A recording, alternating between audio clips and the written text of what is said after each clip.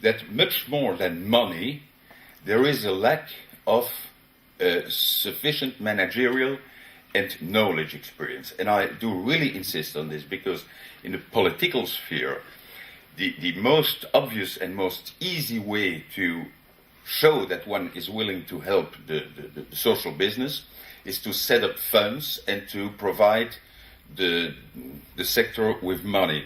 But the real need of the sector is to have the necessary managerial skills, which are very much lacking.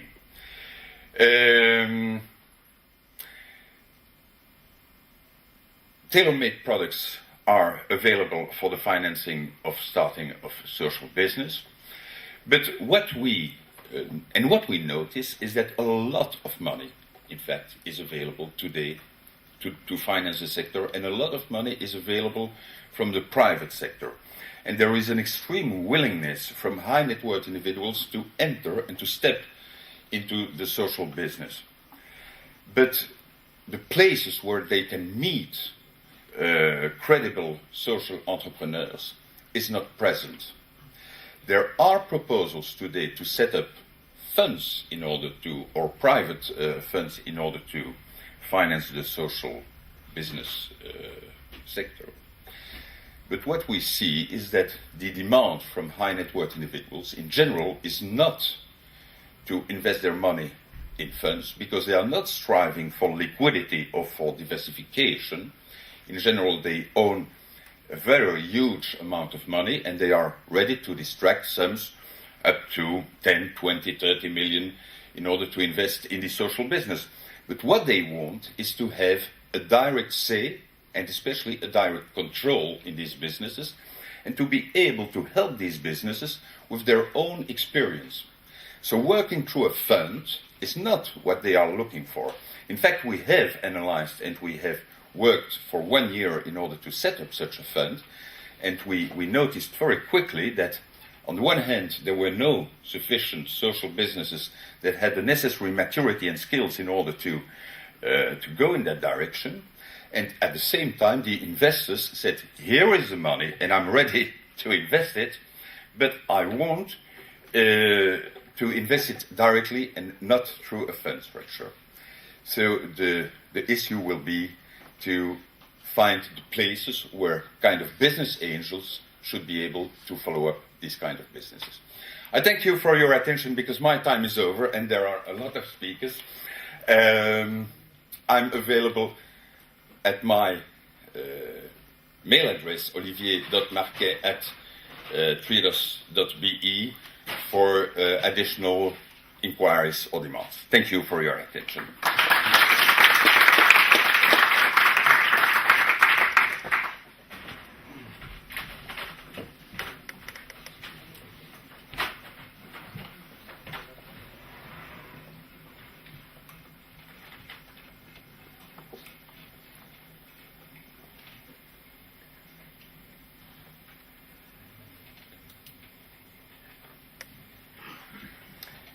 So now, as announced earlier, I'll talk about lessons from Europe's largest ethical bank, and I guess by the end of the presentation you will know which one that is.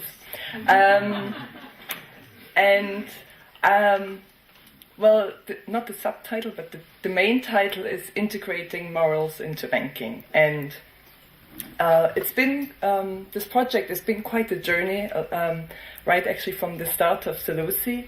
And basically it was, well, not shortly after, but once SELUSI started, we actually hit the financial crisis. And just to remind us a bit, that was at the end of 2010, Reuters said, so top European and US banks have lost just over 1.3 trillion on toxic assets. I guess I don't need to kind of point out today, we're talking about the stability of the euro, of whole nations defaulting. The IMF had to bail out numerous nations, and yes, it all seems to have to do with the banking sector. After that, so a lot of people were shocked initially and then tried to find out, so is there something, can we find something that helps us understand which banks were more resilient to the crisis? So in a way of trying to learn from these banks and maybe kind of feed something back to how we should go about remodeling perhaps the financial sector. So some studies came out, and for instance, one showed that higher quality banks, that means banks with less shareholder-friendly boards and more independent supervision, were better performing during and after the crisis. Better performing still means that they made fewer losses.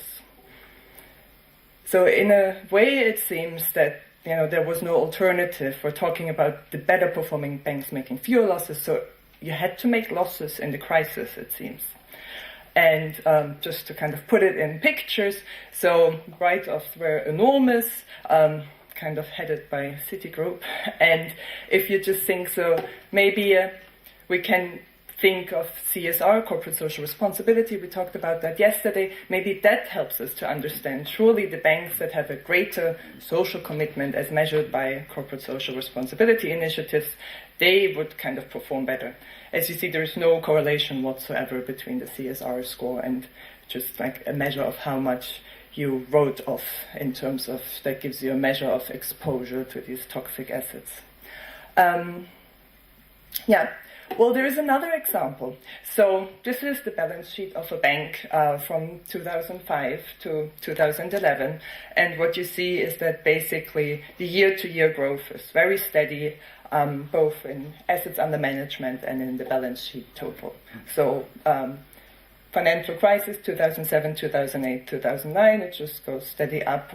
Also the economic crisis following after it, it still looks like a very consistent performing bank, and the same bank is also still continued to making profits during the crisis, all quite stable.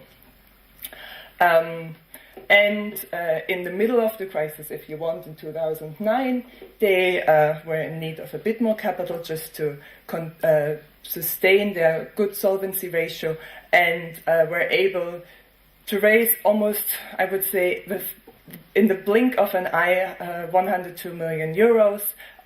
It was an oversubscribed share issue that had to close early. So apparently consumers were aware that there might be another model that they could trust their funds with. Also, 2009, there was another microfinance fund launched, and the fair trade fund and renewable energy fund. So kind of trying to make, actually, if you think, trying to make investments that other banks would probably think of as very risky. And the same bank is still exclusively financing sustainable projects and organizations. So the business model, if you want, and the mission, quite unchanged since 1980. People, planet, profit, use money to promote positive societal, environmental, and cultural change. So, and the activities, just to recap, so it's not, actually the activities are quite similar to any bank that you might think of: retail, commercial investment, and private banking activities. But what's different is that all these activities exclusively finance social businesses, cultural organizations, renewable energy, and microfinance funds and fair trade investment. And I think it's worth mentioning financing over 100 microfinance institutions in 40 countries, and that's since the early 90s. So before, I guess, it was a hype. So why is this interesting for us, all these observations as academics? Well, there seems to be a difference, so to speak, in when you ingrain business into the business model versus when you do CSR, corporate social responsibility. And for us, the aim was really to understand and get an idea of the working principles of this for-profit ethical bank. And at the same time, so for us, it's really trying to understand how can you, over 30 years, kind of sustain this and develop something that just seems to kind of grow steadily, and at the same time not lose sight of the social mission, because there's quite a big debate in the literature that once you adopt kind of for-profit strategies, surely over time, these kind of profit, that you can actually make profit and the availability of that extra cash, surely that must crowd out the social mission. And we see it doesn't. So, and kind of using it as a case study means kind of looking at it as an extreme case, if you want. So we had the spectrum earlier from Lisa. So if, in our view, we would say that, you know, the bank we're looking at is quite an extreme and, if you want, positive case. Also, from an academic point of view, we want to use it to kind of apply academic theories and learn more about it. Especially, there's been there's one theory, stakeholder theory, which is around for a long time, very important theory, trying to get us an understanding of how we can ingrain social aspects into business, how businesses can stay tuned to their stakeholders and not just to their shareholders. So the idea being that once you give stakeholders a say in your business as well, or listen to them, that makes sure you kind of do ethical business, if you want.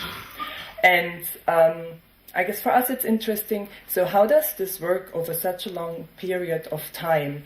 What's the mechanism, and maybe we can learn something from that mechanism that the bank uses, how you kind of make sure that over a long period of time you continuously integrate stakeholders. And the other kind of theoretical perspective we draw on is configuration theory, the idea that it's not just one thing. Obviously, it's not just doing CSR that helps you to be an ethical or social business. It's more than one thing. And what are these things and, you know, organizational structures, business practices that you need to configure to be able to stay social and profitable?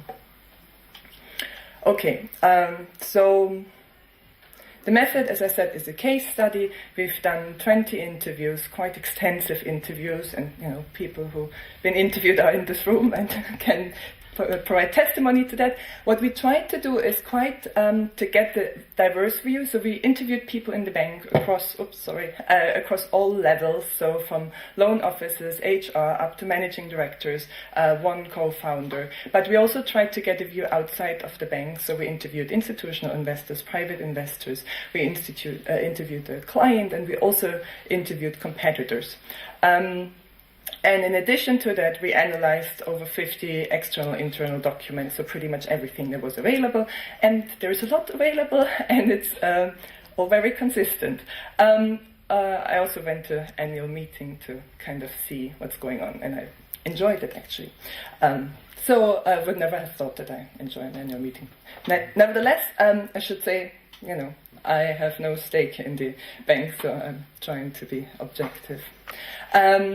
So there's three aspects that caught our eye going through all these materials. And it's basically the configuration or alignment of these three aspects that I kind of want to provide a bit more detail on. One is the organizational goals, and basically what strikes us is that these organizational goals are really evident in a lot of business practices, and they are also evident in the organizational structure and culture, and I'll focus on specific aspects. So organizational goals, very brief. So basically the belief is that economic activity can and should have a positive impact on society and the environment, and culture, and the values of the bank are sustainability, transparency, excellence, and entrepreneurship. So how do we see this in business practices? Well, one thing is transparency, and this transparency, to kind of reflect it back to stakeholder theory, if you want, enables social control by outside stakeholders. So there is active stakeholder dialogue and engagement through all these publications, through meetings, through open door days, through participation in kind of various civil society and sector organizations. So what I'm trying to say, it's one thing to kind of publish information, it's another thing to actively seek clients and, you know, society as such, seek them out and try to elicit their views and try to kind of integrate that into your business. And that's looks what is happening. What's also quite unique is that you can see where your money goes, so you can see for each kind of, you can see for each dot is a project and enterprise that they finance, so you can really get the sense of what it is. So bridging this typically anonymous relationship, I don't know if you are